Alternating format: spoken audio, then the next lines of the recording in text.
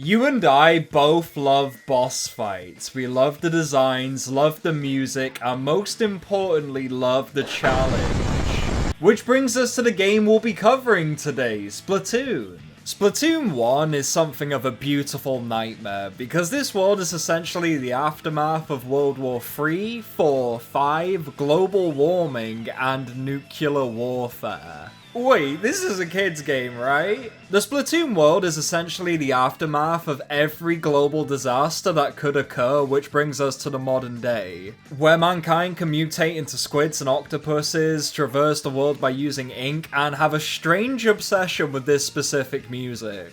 In the year 12,001, a being called the Zapfish that produces electricity that powers Inktopolis, the hub world of Splatoon 1, is being held captive by various evil Octarians who are basically very greedy and want all the power for themselves. In comes Agent 3, a young Inkling that gets recruited by a Captain Cuttlefish in order to restore power back to the Inklings and take out the dastardly Octarians.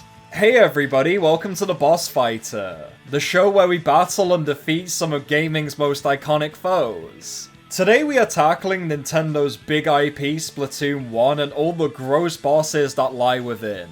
So without further ado, let's get started with the first boss we encounter in this journey.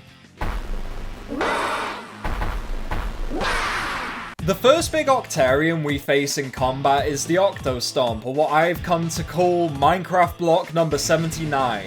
And what this guy is essentially a giant metal block that screams and wears fishnet stockings. Octostomp introduces us to what is essentially Splatoon's most unique mechanic, and it's the traversal. Because Octostomp will have metal plates along his sides which you can slide up by creating a path of ink with your weapons. As the fight progresses, this becomes much more challenging as the plates will start to move and will also have electrical lasers circulating around them. Fighting this guy is honestly just such a good time and a great way to kick off this game and teach you the core mechanics of shooting and combat traversal. Coming up next, we have the Octonozzle, and this sewage monster is just as much fun to fight as he is to look at, as he has a lot more attacks than Octoswamp and is a great challenge for the early game. What you have to do here is shoot these little pink spots that are around his body to trigger him to be stunned as you carefully clear a path to the tentacle above.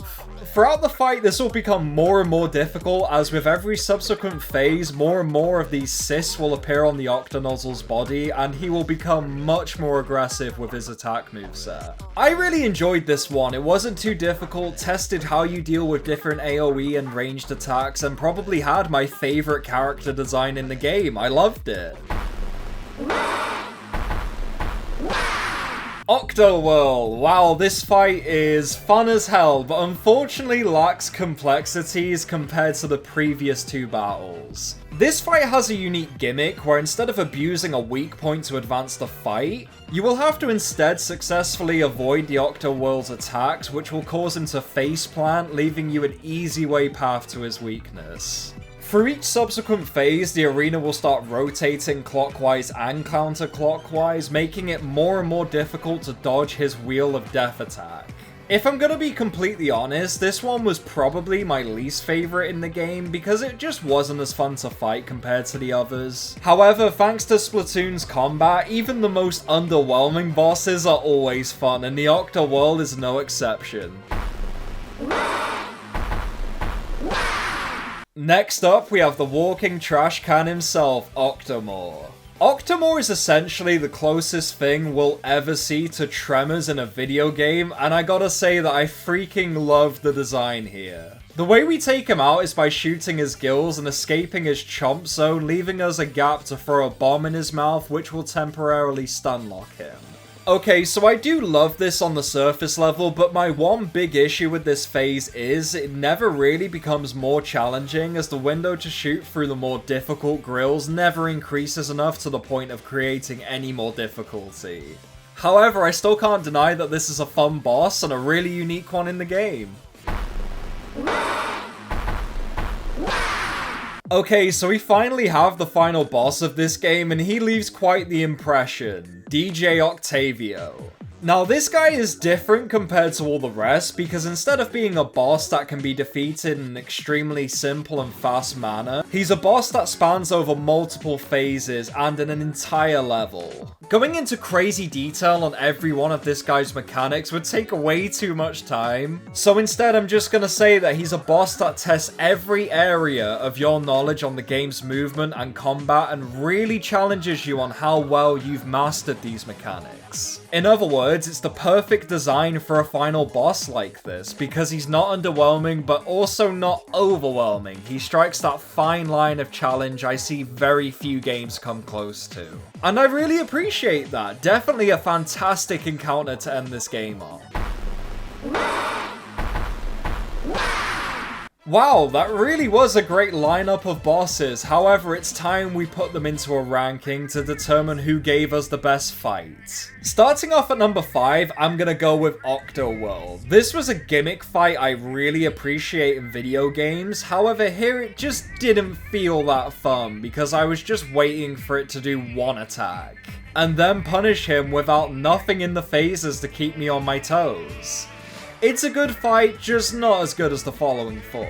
At number 4, I'm gonna go with the Octomore. Again, I got nothing against this guy, but the solution to the fight is incredibly simple. And the phases don't make breaking his defenses more challenging, they just make it more time-consuming, unfortunately. In third place, we got the first boss of the game, Octostomp. This guy is such a fun way to kick off the game and provides an engaging challenge for the early game and really put me on my toes. However, due to the lack of mechanical complexity, I can't rank him any higher than this.